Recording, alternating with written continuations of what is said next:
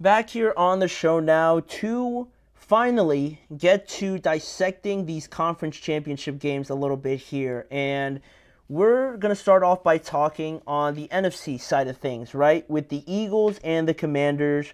We'll get to see Philadelphia and Washington square off for the third time this weekend in the entirety of this season.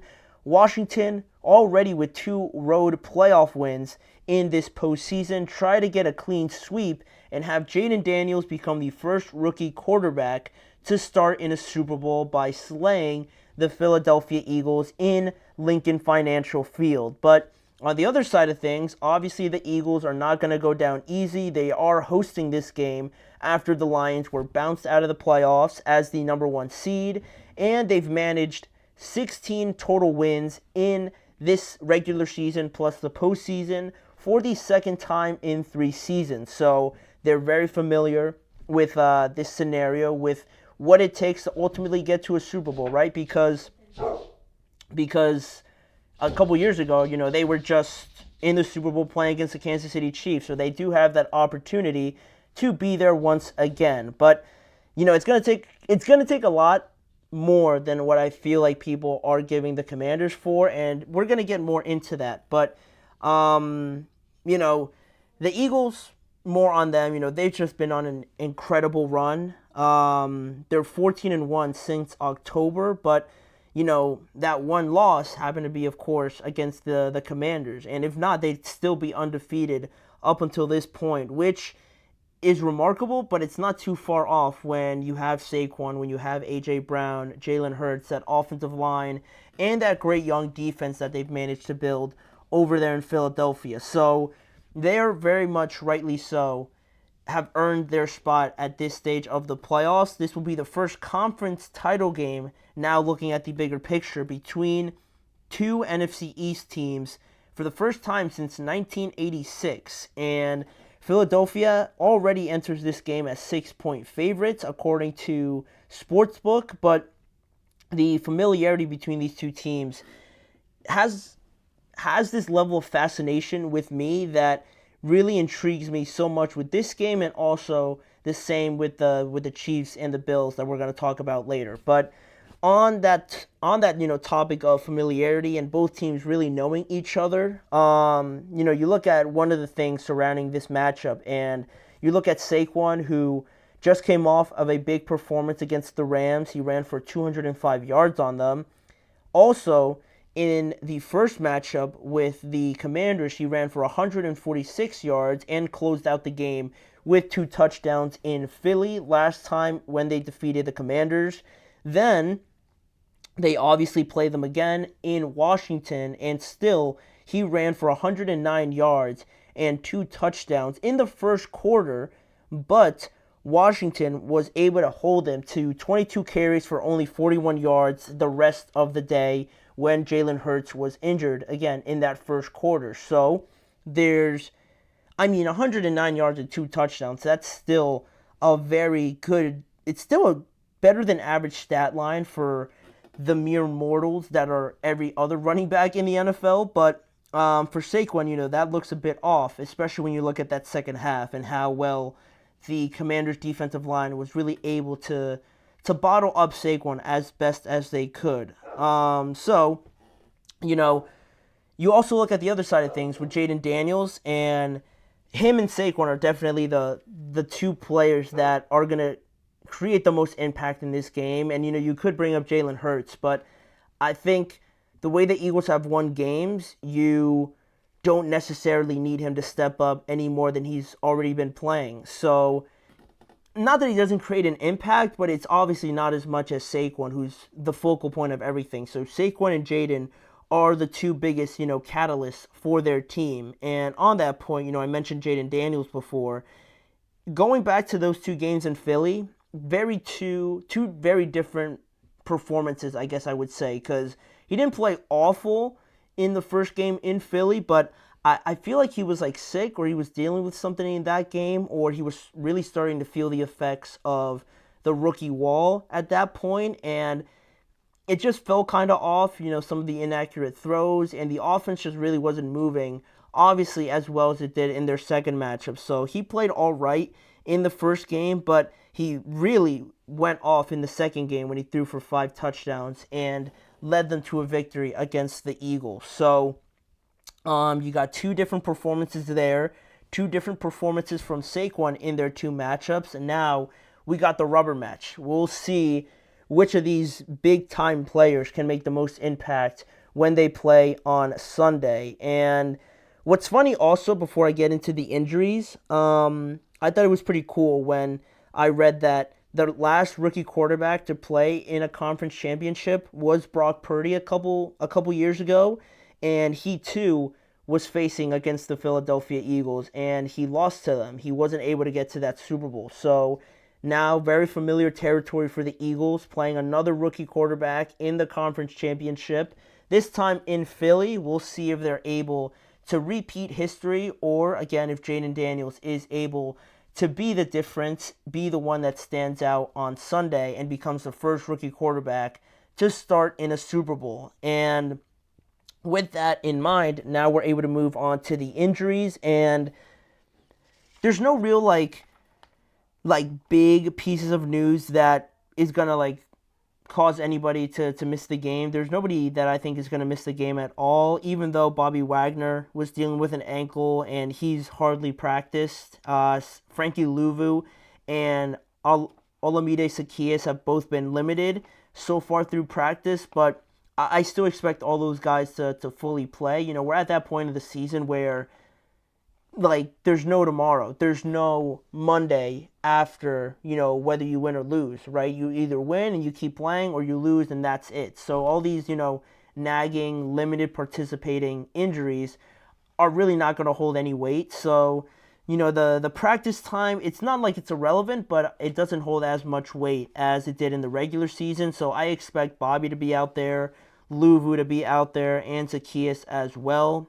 But for the Eagles, right, Jalen Hurts was the biggest injury that everybody was tracking, and he looked to be in a lot better state, I would say, in practice today and yesterday. So he's going to be out there. Quinyon Mitchell was another one that got banged up, but he is going to be good to go as well. The other ones that are a little bit unexpected were Dallas Goedert, who was dealing with an ankle, and Cam Jurgens, who also had not practiced up till yesterday. I didn't check the injury report today, but Dallas Goedert made it known to everybody that he was going to be playing. He let some media members know that he was going to be playing despite his limited participation in practice. And Cam Jurgens still hasn't given an update, but I would be very surprised if he was not also out there, considering he's the center and how important that's going to be. But in terms of injuries, guys dealing with bumps and bruises and sprains potentially, but I don't expect any of the big name players to miss this game. So with that, we're able to move on to the keys for each team in this game. And for the Eagles, the biggest key for them is, I believe, to make it all about Jayden Daniels. If it's going to be the Commanders in the Super Bowl, you got to make sure that Jayden Daniels does so much for this team that he's throwing and he's catching the pass that he just threw. It's got to be that level of only Jayden Daniels beating you. Almost to the level of Patrick Mahomes in that Super Bowl against the Buccaneers, where he was doing everything, diving full on and throwing it into the end zone, running for his life back there, and just trying to will his team to that Super Bowl win. I think for the Eagles, that would benefit them and their efforts a lot if they made Jayden Daniels do that same thing, because Jayden has the very unique ability, unique to 4 or 5 guys in the NFL, quarterbacks, meaning is that he's so good that he is able to affect the game, but also he's able to make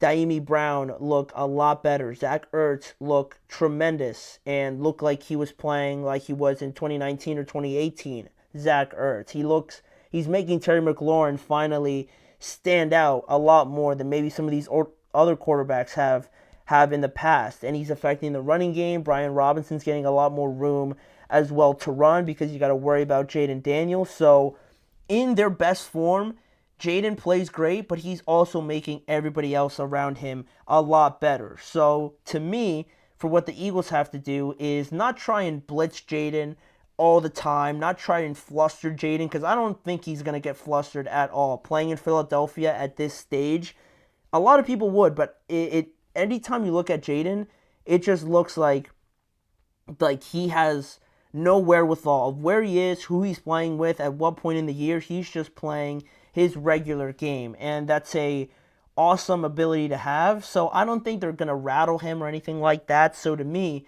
the best thing they can do is try to eliminate as much as they can for some of these other guys, right? Make sure Terry has another bad game.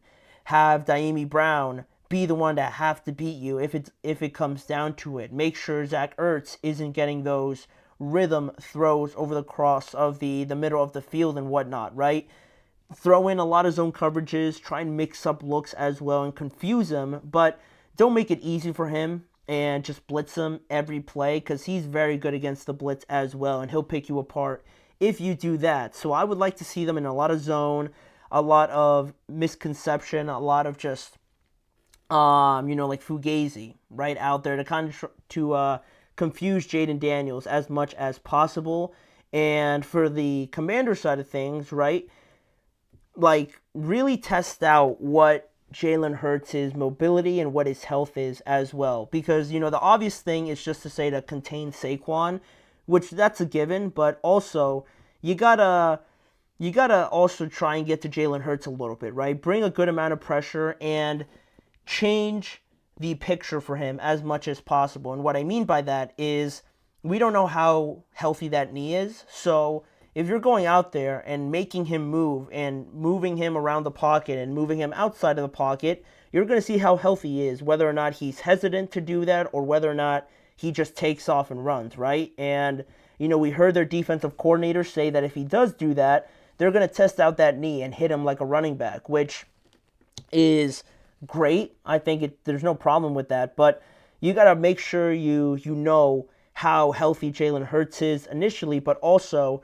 when you're bringing that pressure, I think that's the best thing you can do, and trying to change the picture as much as possible for Jalen, because Jalen could sit back there and going to his first read or second read, he can go and hit A.J. Brown, right? Because, that's how good A.J. is, and Jalen's not some scrub. He can hit him if he's open, right? There's no problem with that, but I think it gets a little bit worrying, and he holds on to the ball a little bit too much when you bring some pressure maybe that he wasn't expecting, or you have an initial look and then you change it as soon as he snaps the ball.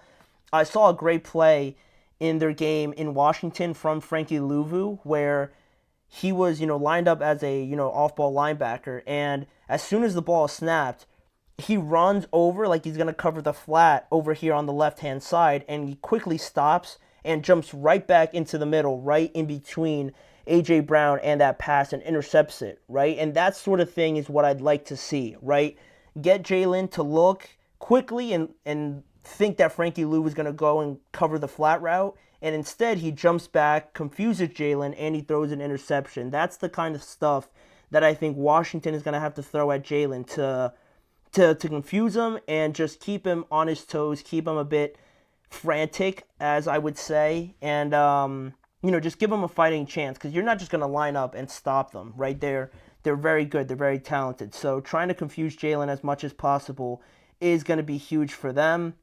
And then the matchups here, pretty easy. I think Marshawn Lattimore, he was brought here for these big games. So him going up against A.J. Brown is going to be a huge matchup, right? Trying to frustrate A.J., trying to get in his head, making Jalen look the other way, and things like that. I think that's going to be huge for either side, depending on who wins that matchup. Also, the Commanders' offensive line took a major hit when their offensive lineman, Sam Cosmi, tore his ACL, so he's not going to be playing.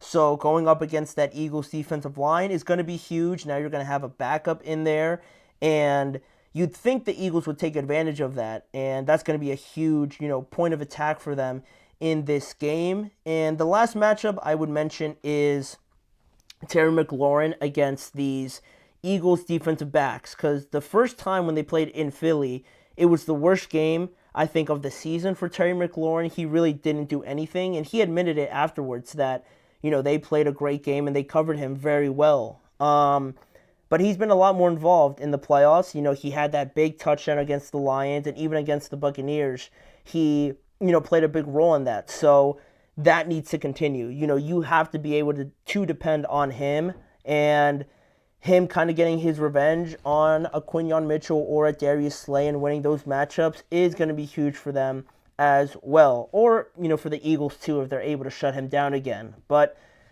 now for the prediction,